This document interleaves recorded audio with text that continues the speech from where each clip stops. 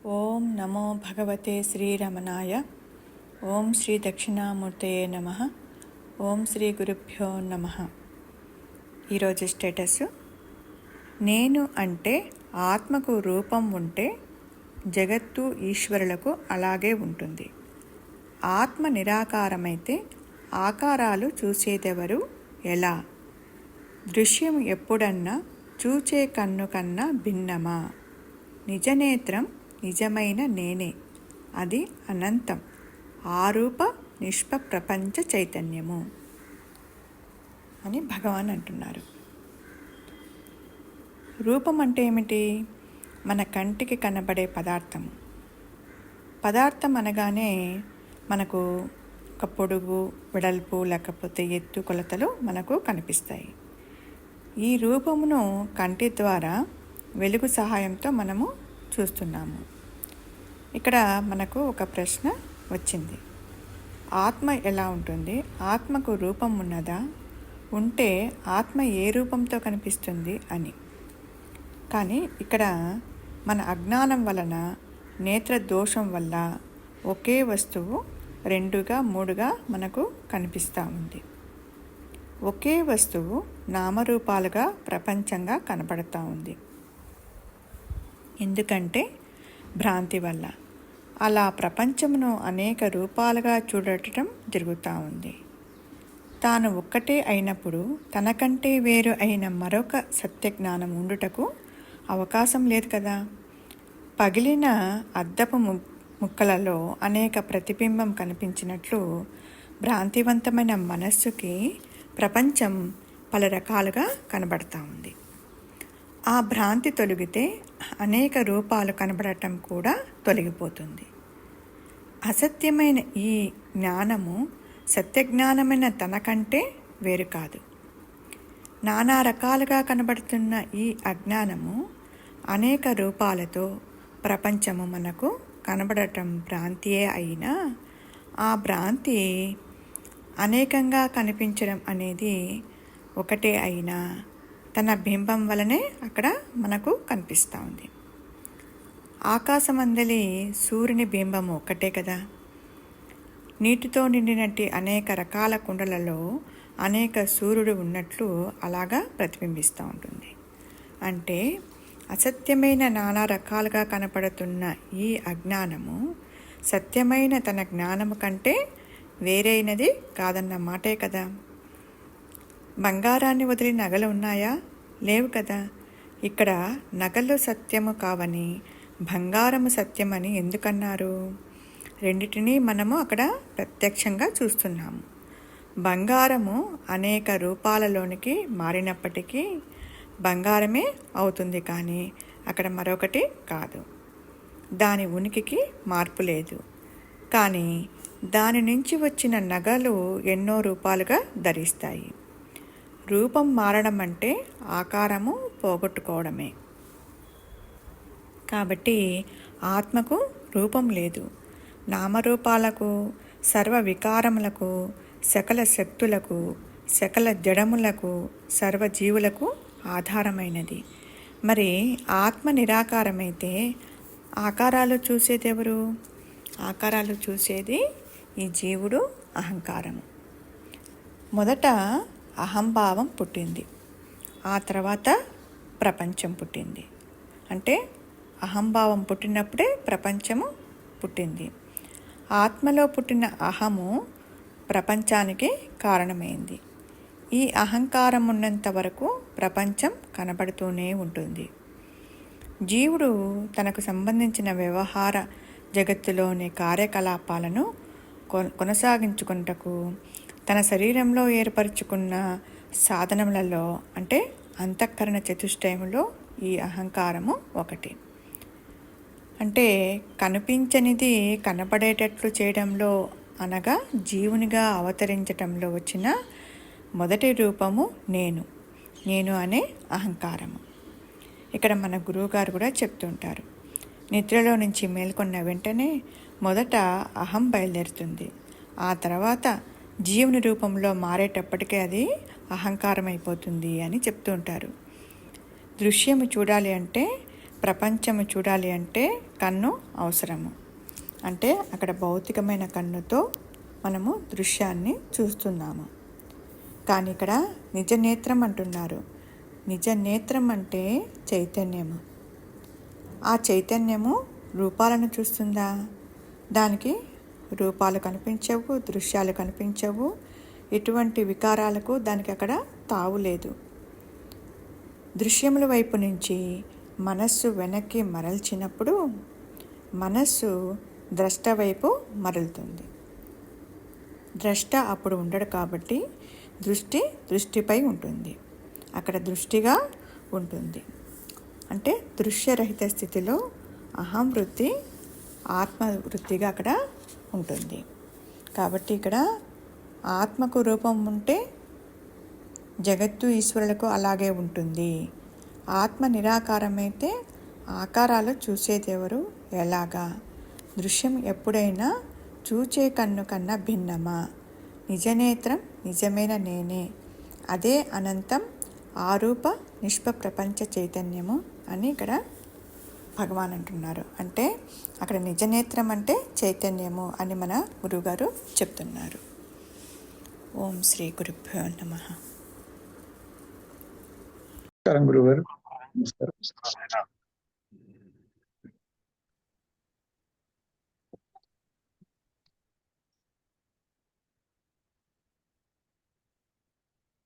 మొదలు పెట్టాను గురుగారు.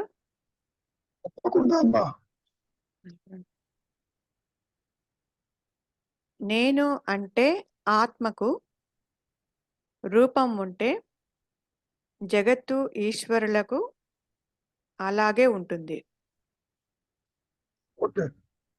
ఆత్మ నిరాకారమైతే ఆకారాలు చూసేదెవరు, ఎలా? దృశ్యము. ఇక్కడ ఒక నిమిషం, మీరు ఏ ఆత్మ గురించి మాట్లాడుతున్నారు? జీవాత్మ గురించా లేక ఉన్న సత్యాత్మ గురించా? ఉన్న సత్యాత్మ గురించి గురుగారు. సత్యాత్మ గురించి మాట్లాడలేరు కదా ఎవరు? మాట్లాడతారు గురుగారు. చెప్పమ్మా. ఇక్కడ నేను చూస్తున్నాను అంటున్నావు. ఆత్మ అయితే దేన్ని చూడదు, ఫస్ట్ పాయింట్. కానీ ఇక్కడ నువ్వు చూస్తున్నావు, దేహాన్ని, సంసారాన్ని, జగత్తును చూస్తున్నావు. అవును గురుగారు. నీవు కనుక ఆకారం అయితే చూచేవి కూడా ఆకారాలు ఉంటాయి. ఆత్మ గురించి కాసేపు పక్కకు పెడదాం. ఆత్మ దేనిని చూడదు, ఫస్ట్ పాయింట్. నువ్వు దేహాత్మ వృత్తితో ఇక్కడ చెబుతున్నావు, నేను చూస్తున్నాను, అనుభవిస్తున్నాను. మంచి అంటావు, చెడు అంటావు, నాదంటావు. చెప్పారు. మొట్టమొదటి సెంటెన్స్ ఏంటో చూడు. నేనుకు అంటే ఆత్మకు రూపం ఉంటే జగత్తు ఈశ్వరులకు అలాగే ఉంటుంది.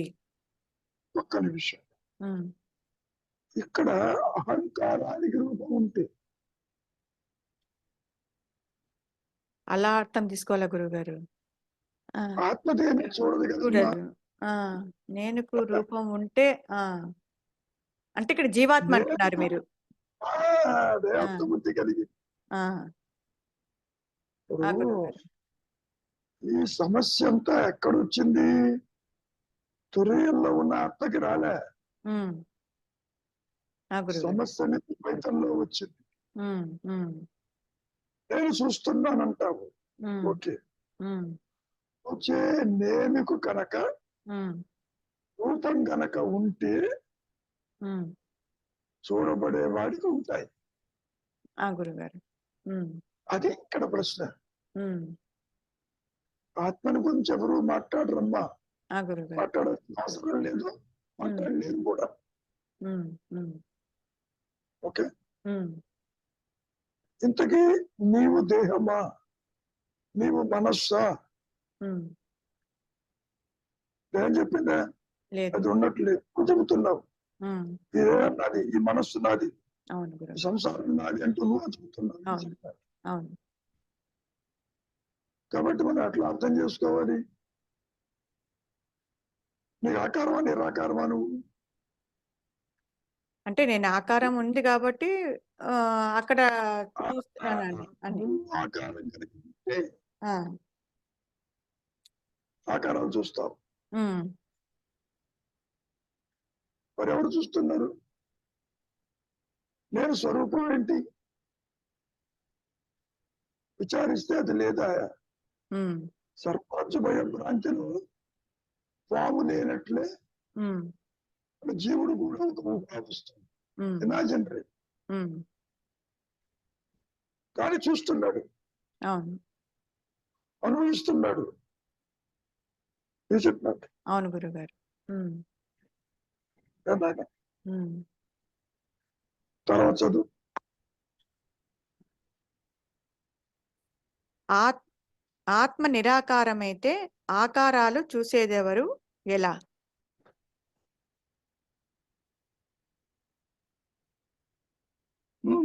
దృశ్యం ఎప్పుడన్నా చూచే కట్ కన్ను అయిపోయిందా?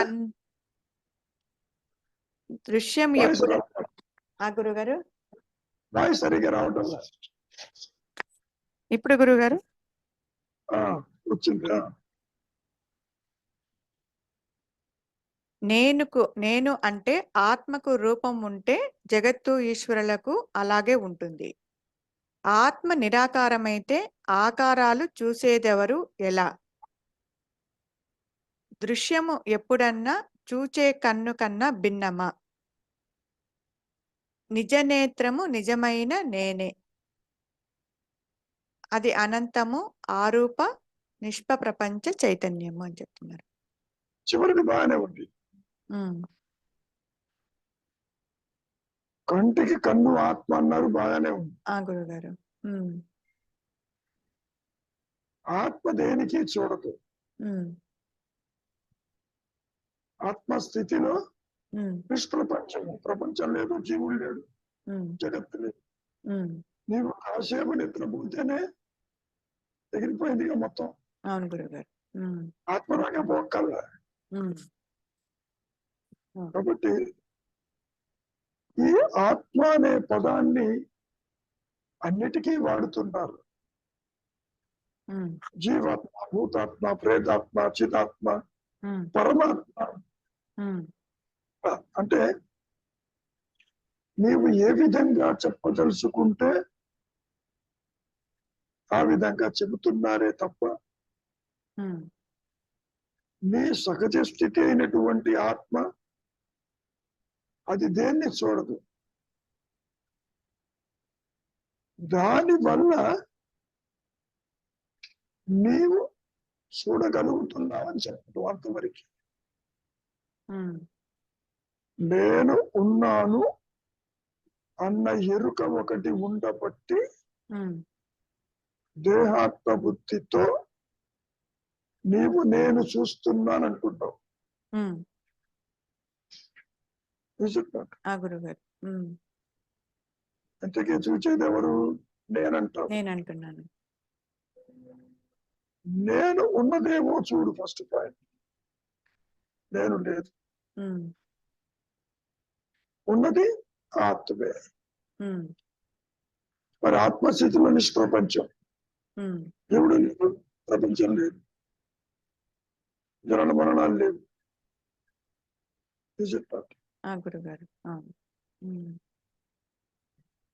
కాబట్టి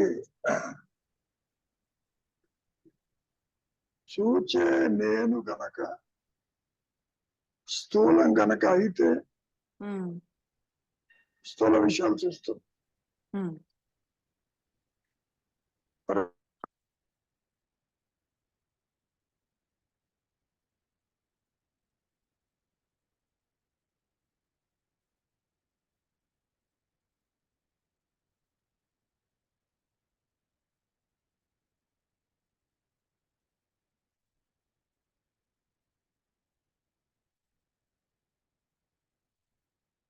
కరెంటు పోయినట్లుందేమో గురుగారికి.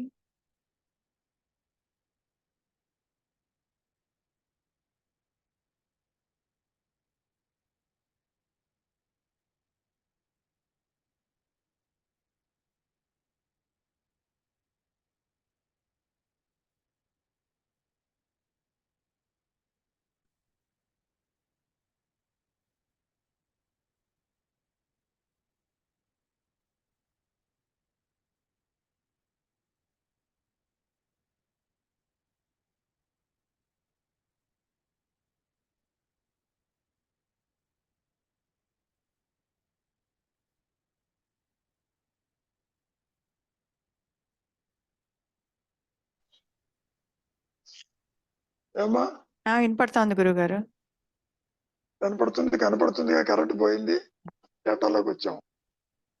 ఇది ఒక ఆల్టర్నేట్ ఉంది కాబట్టి నేను మాట్లాడబోయినా రవి మాట్లాడితే ఆల్టర్నేట్ ఉంది. ఆల్టర్నేట్ లేకపోతే అంత అంధకారమే మరి.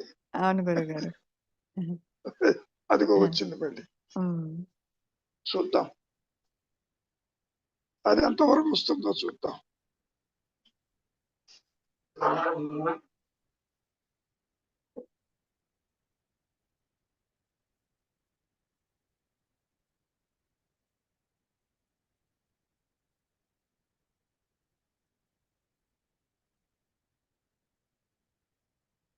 స్టార్ట్ చేస్తున్నా.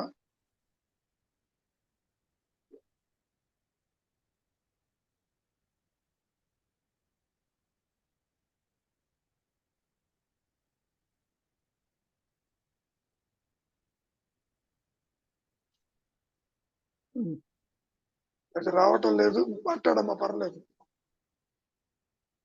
వినపడుతోంది గురుగారు. చెప్పండి గురుగారు మీరు. ఇక్కడ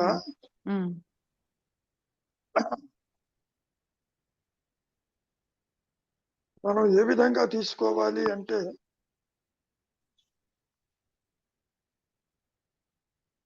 ఎవరు చూస్తున్నారు?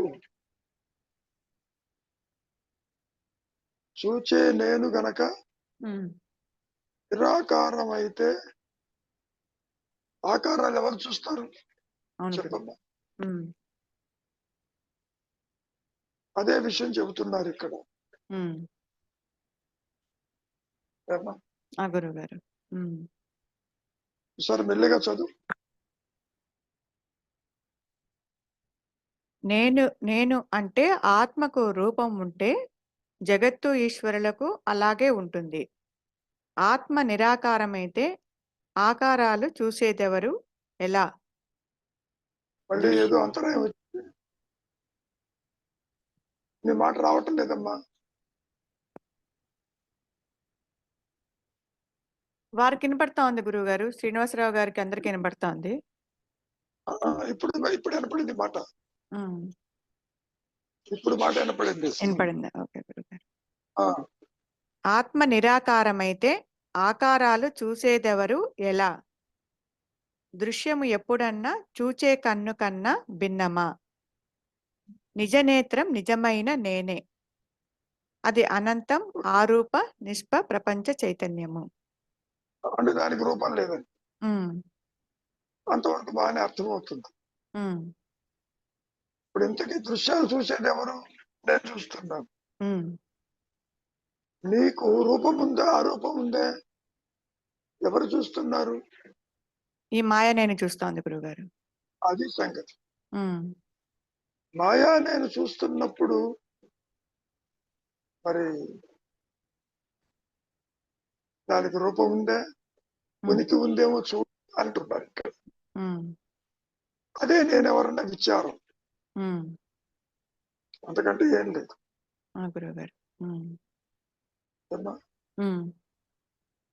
ఎందుకు చెబుతున్నారు అంటే, నువ్వు ఎప్పుడైతే స్థూల దేహంతో అసోసియేట్ అయినప్పుడు జగత్తుని సంసారాన్ని చూస్తున్నావు జాగ్రత్తావస్థలో, లేకపోతే అవును గురుగారు. సూక్ష్మ దేహంతో నీవు ఉన్నప్పుడు కళ అంటున్నావు. అంటే స్థూల సూక్ష్మ దేహాలకి ఈ అహంకారము, ఈ మాయా నేను పరిమితమైనప్పుడు ఆ లోపల చూస్తున్నది అని అర్థం.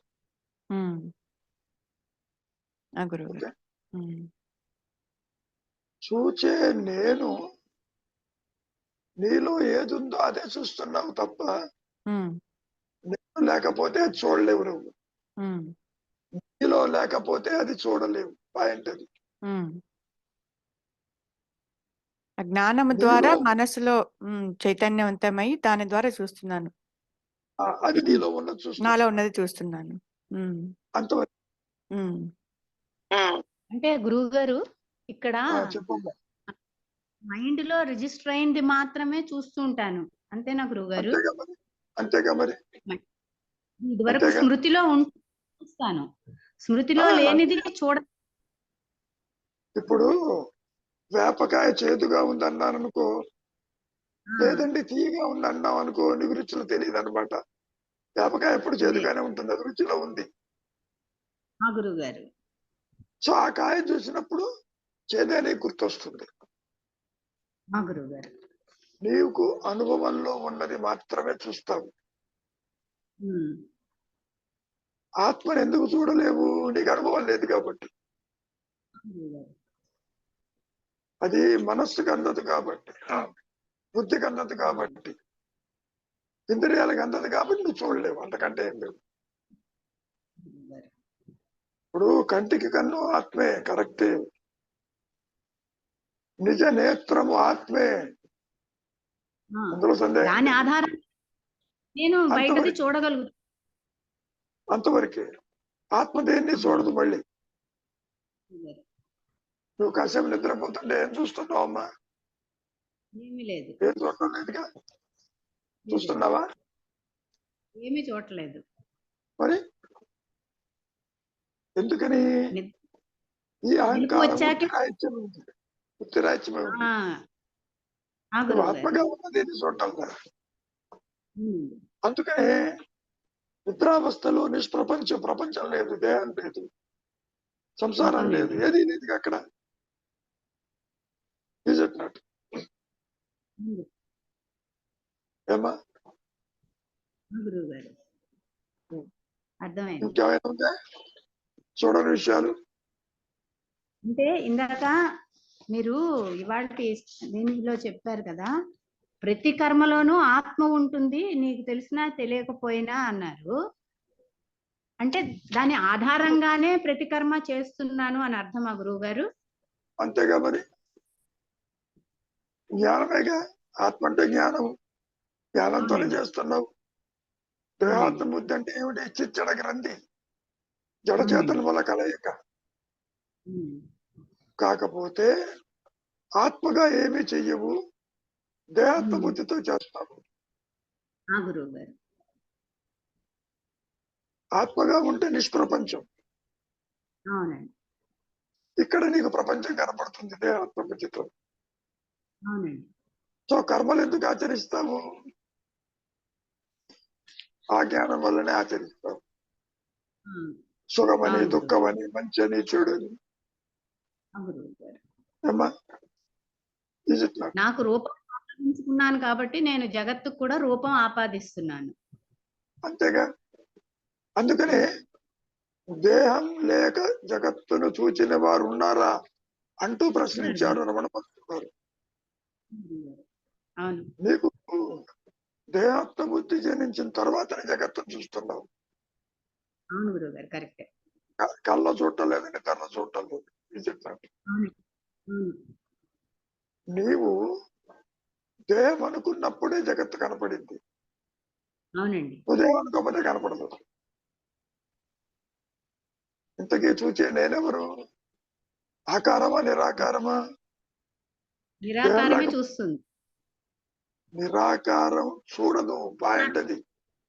అంటే నాకు తెలియదు అది. ఆత్మ నాకు తెలియదు, కానీ ఆత్మ దాని తెలియదు. ఆధారంగా అమ్మమ్మ ఆత్మ అక్కర్లేదు. నిద్రపోతున్నప్పుడు ఎందుకు చూడవు? అక్కడ వృత్తిరాహిత్యమై ఉంది కాబట్టి. ఉత్తరాహిత్యంగా ఉన్న నీకు దేహం ఉందిగా, మనస్సు ఉందిగా, దేహం ఉంది. ఎక్కడుందో తెలియదుగా. అవి తెలియదు గురువు గారు నిద్రలో. అమ్మమ్మ ఒకటి, దేహము మనస్సు లేకుండా మళ్ళీ వెనక్కి వస్తున్నావా నువ్వు? లేదుగా. లేదు. ఎక్కడో ఉండి తీరాలిగా దేహం. అవునండి. ఆనందమయ మరి కోశంలో ఉంది. వెళ్తూ వస్తే సరోజు దేహం కనపడాలిగా. ఎక్కడొక్కడ ఉందిగా అది. గురువు గారు. మరి అయినా నువ్వు చూడటం లయమై ఉంది.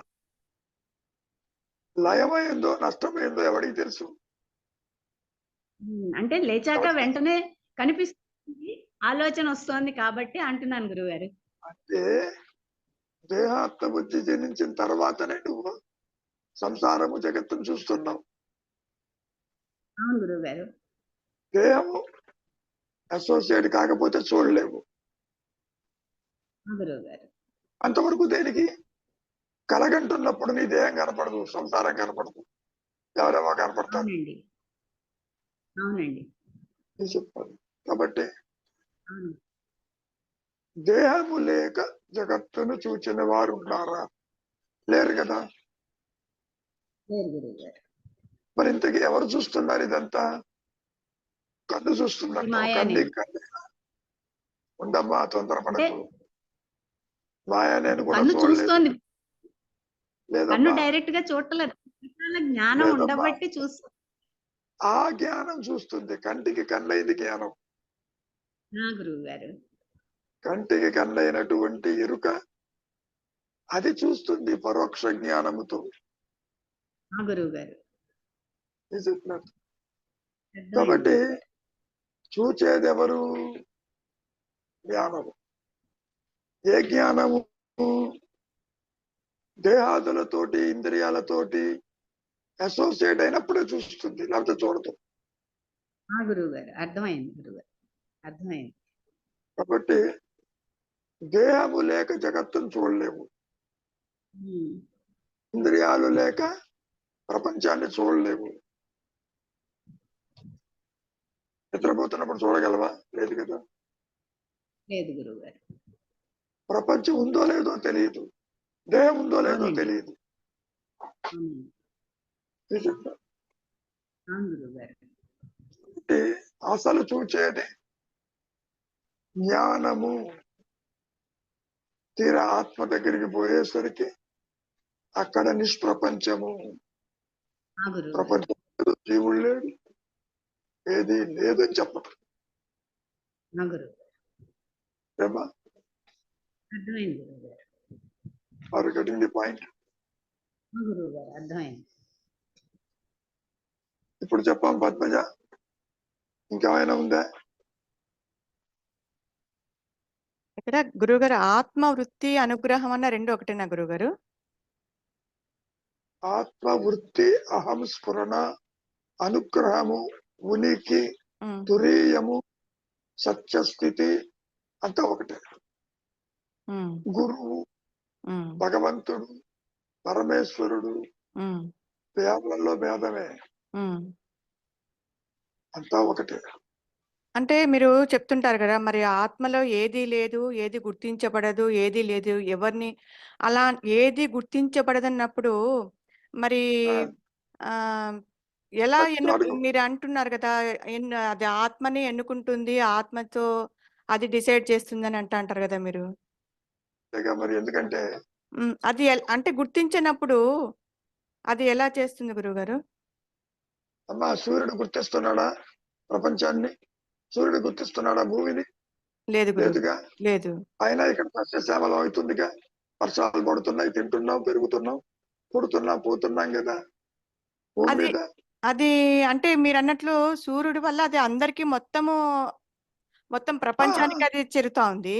బట్ మీరు అంటున్నారు ఆ, కదా, ఆత్మ ఎవరైతే ఎన్నుకుంటుందో వారికే అనుగ్రహం వస్తుంది అంటే వాళ్ళే ముక్తులు. ఎందుకని ఎందుకని ఎందుకని మాయలో చెప్పుకుంటున్నాము జ్ఞానులని, అజ్ఞానులని, తెలిసిన వారు, తెలియని వారని. మేము మహర్షిని, శంకరుల్ని ఎందుకు తీసుకున్నాం జ్ఞానుల కింద? అంటే వారిని, అంటే మూలం నాకు ఇది అర్థం కాలే గురుగారు, వారిని ఎన్నుకుందా మరి? నాకు ఆత్మకు అన్యం లేదు, ఏమి అమ్మమ్మ, ఒక్క నిమిషం, ఉమ్, ఒక్క నిమిషం, తొందర. ఉమ్, ఎన్నుకోవటము అనేది కూడా మాయలో చెప్పుకునే మాట. ఉమ్, మాయ మాట కూడా ఉహు. అందరికీ ఎందుకు ప్రకాశించడం లేదు? అదే గురుగారు, నేను అది తొందరపడదు. ఉమ్, కృష్ణ పరమాత్మ అన్నాడు, వేల మందిలో ఒక్కడే నన్ను చేరతాడన్నాడు. ఉమ్, ఎందుకన్నాడు ఆ మాట? ఏది ద్వాపర యుగంలో అన్నాడు. ఉమ్, నన్నంటే ఎలా అన్నాడు చెప్పమ్మా? ఉమ్. వేల మందిలో ఎందుకు చెప్పాడు? అర్జున, నువ్వు నేను పుట్టలేదన్నాడు. పుట్టినప్పుడు ఇదంతా చెప్పడం దేనికి? నన్ను చేరతాడంటే అర్థం ఏంటి? నా స్వరూపాన్ని తన ఉనికిగా గ్రహిస్తాడని అర్థం కదా. సెల్ఫ్ రియలైజేషన్ కదా అక్కడ కూడా. నా స్వరూప తన ఉనికిగా గుర్తిస్తాడు. ఉమ్, ఆ, అదే కదా, వేల మందిలో ఒక్కడే నన్ను చేరతాడు అంటే అర్థం ఏంటి?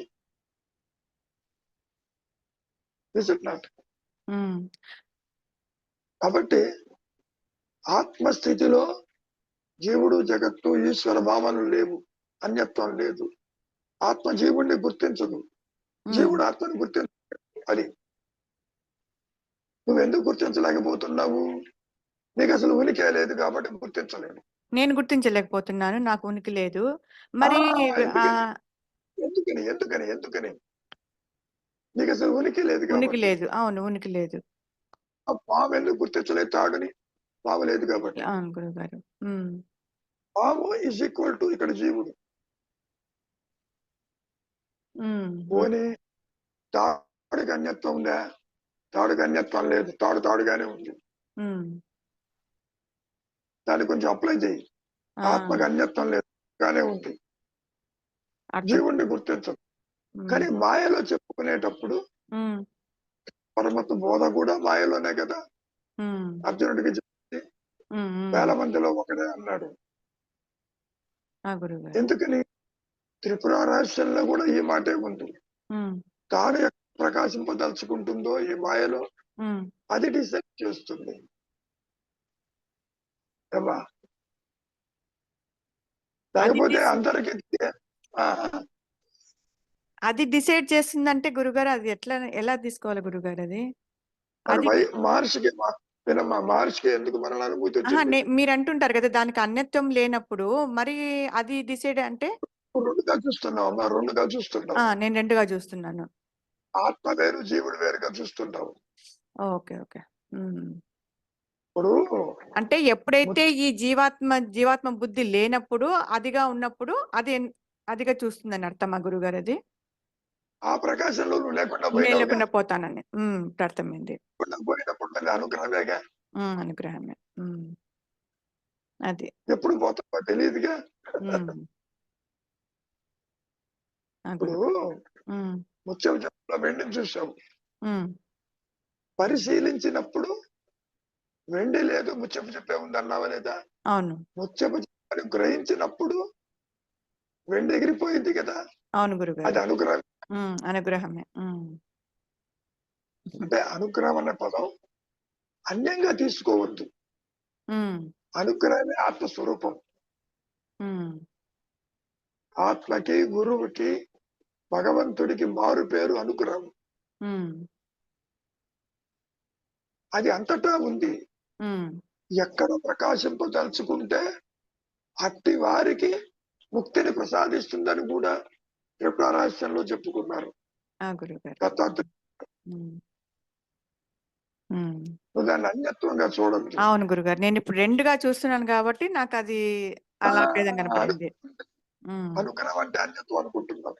ఉమ్, ఇప్పుడు కూడా ఉమ్, నీవు కర్మానుసారంగా ప్రవర్తిల్లటానికి ఆ అనుగ్రహమే కారణం. ఉమ్, అనుగ్రహం లేదు ఈ ప్రశ్న వేస్తావా? వెయ్యవు. ఉమ్, అనుగ్రహమే కారణం. నీలో మార్పు తీసుకొచ్చేది అదే. ఉమ్. Is it not? ఆ గురుగారు. కాబట్టి ఉన్నదే అనుగ్రహం. ఉమ్, ఆ అనుగ్రహంలో ప్రపంచం లేదు, నిష్ప్రపంచం. ఉమ్. ఇప్పుడు జగత్తు, ఈశ్వరుడు, అవస్థలు, జనన మరణాలు లేవమ్మా. ఆ గురుగారు. ఆ మాట కూడా మహర్షిని అడిగారుగా. ఉమ్, ఆత్మ ప్రకాశిస్తే వచ్చే లాభం ఏంటని అడిగారు. ఉమ్, జనన మరణాలు ఉండవన్నాడు. ఉమ్. మరి జీవుడిగా ఉన్నాయని అనుకుంటున్నావు కానీ అవును గురుగారు. నీ కళ్ళ ఎదుటే పుడుతున్నారు, పోతున్నారుగా. అవును గురుగారు. అటువంటి స్థితి ఉండదని చెప్పటం. ఉమ్, Is it not? అవును గురుగారు. అమ్మా, ఒకసారి మళ్ళీ చదువు, ఇంకేమైనా దొరుకుతుందేమో నీకు. నేను అంటే ఆత్మకు రూపం ఉంటే జగత్తు ఈశ్వరులకు అలాగే ఉంటుంది. ఆత్మ నిరాకారమైతే ఆకారాలు చూసేదెవరు? ఎలా? దృశ్యం ఎప్పుడన్నా చూచే కన్ను కన్నా భిన్నమా? నిజనేత్రం నిజమైన నేనే, అది అనంతం ఆరూప నిష్ప్రపంచ చైతన్యము. అది పాయింట్. రూపము లేనిది, ప్రపంచము లేనిది, అన్యత్వము లేనిది, జ్ఞానమయమైనది, ఆ గురుగారు. అదే ఆత్మస్థితి అని చెప్పడం. ఏమ్మా? ఆ గురుగారు.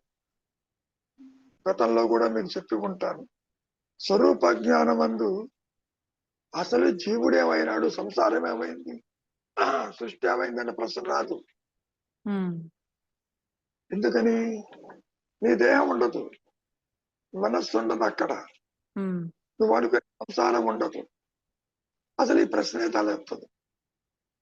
ఆ గురుగారు. ఇది నా అనుభవం చెప్పారు. చెప్పారు గురుగారు. అనుభవం అంటే ఆత్మానుభవం, ఇది జీవుడు కాదమ్మా. ఆత్మానుభవైనా మాట్లాడుతున్నప్పుడు మరి మనస్సు మాట్లాడింది వచ్చి. మహర్షికైనా శంకరులకైనా మనస్సు వచ్చే కదా మాట్లాడేది. అంటే ఆ మనస్సు శుద్ధ మనస్సు అని అంటారు. అదేని బంధించదు. అదే దగ్ధ బీజ మనస్సు, దగ్ధ బీజ మనస్సు, శుద్ధ మనస్సు ఆత్మ, శుద్ధ మనస్సు ఆత్మ. ఇది దేహం ఉన్నంత వరకు ఒక తగలబడ్డ తాడులా ఉంటుందమ్మా, దగ్ధ బీజంగా ఉంటుంది. ఎందుకంటే దానికి ప్రారంభం ఉంది. 1950 దాకా ఉంది మహర్షి యొక్క దేహం. మరి కర్మలు ఆచరిస్తూ పోతున్నాడుగా గురుగారు. వచ్చేవారికి ఆచరిస్తున్నట్టుంటుంది, అక్కడేం ఉండదు. అందుకనే ఆగని కర్మ చేస్తాడు ఆ కర్మలో. డిఫరెన్స్ అవుతుందా?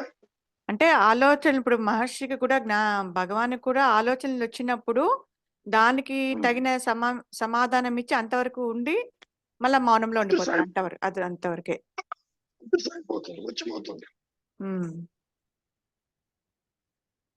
అంటే ఇప్పుడు భగవాన్ ఇప్పుడు జీవన్ముక్తులు కూడా ఎంతవరకు భక్తులు వచ్చినప్పుడు వాళ్ళతో మాట్లాడి మనసు బయటకు వచ్చినప్పుడు మాట్లాడతారు కదా గురుగారు, అంతవరకు ఉండి అది కూడా వారి ఉంటేనే మాట్లాడతారు, లేదు. కర్మ అనేది టూల్ అమ్మా. దర్శించడానికి వచ్చినప్పుడు మాట్లాడతారుగా. అవును గురుగారు. ఎవరు మాట్లాడుతున్నారని అడిగారు, అప్పుడు నా మనస్సు వస్తుంది మాట్లాడుతుంది అన్నాడు. అంతవరకు మనసు వస్తుంది, మళ్ళీ అదృశ్యం అయిపోతుంది అని అంటారు. అంతేగా, మరి పనేముంది ఇంకా? ఆత్మ మాట్లాడదుగా. అవును గురు. ఇప్పుడు మౌనంగా కూర్చుంటే నా మాట నీకు వినపడతాగా. అవును గురువు గారు. ఇంకేమైనా డౌట్లు వెంటాడుతున్నాయా?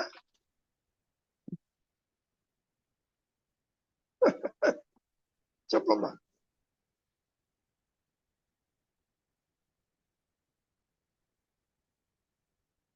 అదృశ్యం అయిపోతుంది ఇంకా.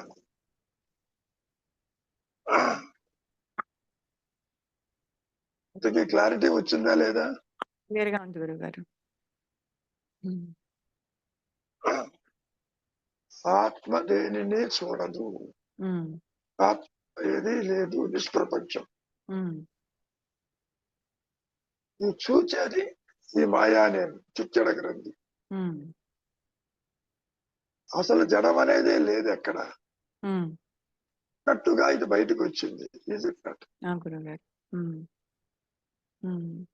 పామే లేదు, పాము ఉన్నట్టుగా బయటకు వచ్చింది, తాడు పాము కాలేదు. కానీ నువ్వు వెతికేది పాముని, తాడుని కాదు. ద్వైతంలో అర్థం అవటానికి ఇది భ్రాంతి అన్నారు. ఇక్కడ కూడా జీవాత్మ ఒక భ్రాంతి, అభూత కల్పన, లేదు లేనిది, పిశాచమని, లోయర్ సెల్ఫ్ అని చెప్పటంలో ఉద్దేశం అది.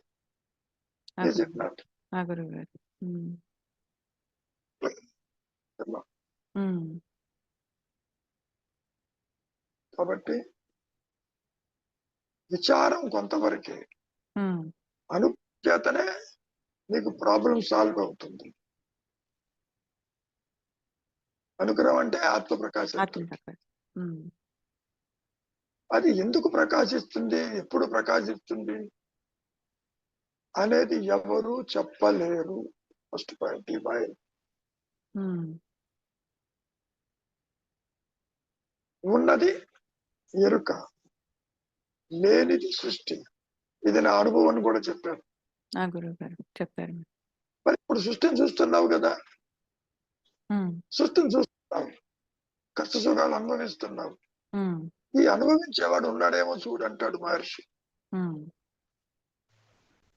దేహం నాహం ఓహం.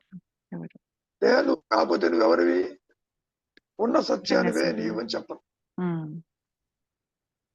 అదే తత్వమసి వాక్యం కూడా ఇక్కడ ఉపనిషత్తు వాక్యాలు చెప్పుకోవాలి.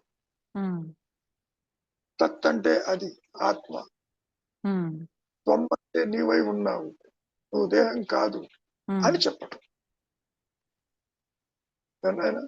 గురువు గారు are you getting the clarity? క్లారిటీగా ఉంది గురువు గారు, క్లియర్ గా ఉంది. కాబట్టి అహం స్ఫురణకి, అహం దేహానికి, అహంకారానికి మార్జిన్ ఈజ్ వెరీ థిన్. నువ్వు ఆలోచించకపోతే ఆత్మవి. అందుకే మౌనమే శరణ్యం అంటాం. గురువు గారు అదే మీరు ఊరక ఉండట, దానికి అర్థం అంత మీనింగ్ ఉంది. ఊరక ఉండట ఆలోచన లేకపోతే ఆటోమేటిక్ ఆత్మగా ఉంటావు. నువ్వు బయటికి రాకపోతే ఇంట్లో ఇంట్లో ఉన్నానని కూడా నీకు తెలియదు. అవును గురువు గారు. బయట విషయాలు రావు నీకు. అప్పుడు అవును గురువు గారు. నువ్వు బయటకు వచ్చినప్పుడు మాత్రమే మనస్సు ప్రపంచ విషయాలు వస్తాయి. అవును. అందుకనే ఈ మనస్సు శుద్ధమై శుద్ధ సత్తమై నిలిచినప్పుడు అక్కడే ఆత్మ ప్రకాశిస్తుందని చెప్పటం. మనస్సు వేరు, ఆత్మ వేరు అట్లా ఉండదమ్మా. ఒకటే నేను జీవుడుగా కనపడుతుంది. అది కనపడనప్పుడు ఆత్మగానే ఉంటుంది. తాడు పాముగా కనపడుతుంది, పాము లేదు తెలిసినప్పుడు తాడుగానే ఉందిగా. అవును గురుగారు. Same thing apply here. అవును. అహం స్ఫురణ అంటే ఉన్న సత్యం, అహం దేహం అసత్యం. సత్యం అంటే లేదని కాదు, దాని మీద ఆధారపడి ప్రకాశిస్తుంది. పాము భయం కలిగింది కాబట్టి నీకు, అప్పుడు నీకు పాము లేదని తెలియదు, తాడు పాముగా ఉంది. అవును గురుగారు. అవును. తాడని తెలిసినప్పుడు పాము ఎగిరిపోయింది. అవును. ఇక్కడ కూడా స్వరూప జ్ఞాన ప్రకాశంలో ఇప్పుడు జనన మరణాలు, బంధాలు, కర్మలు, పునర్జన్మలు అంటూ ఏది ఉండవు. పాయింట్ అది. అదే మహర్షి కూడా చెప్పింది. స్వరూప జ్ఞానం వల్ల లాభం ఏమిటి అన్నప్పుడు జనన మరణాలు ఉండమన్నారు. ఇప్పుడు దేహం పుట్టక నీ పుట్టక అనుకుంటున్నావుగా. అవును గురువు గారు.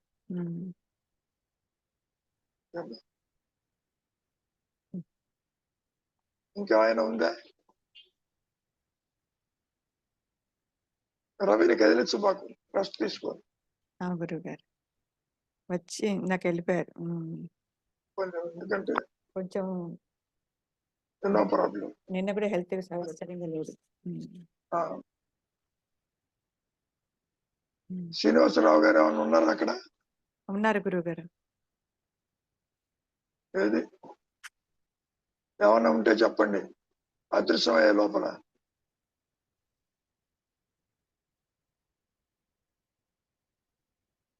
ఆయన శ్రీనివాసరావు గారు అన్మ్యూట్ చేసుకోండి. ఏం లేదు సార్.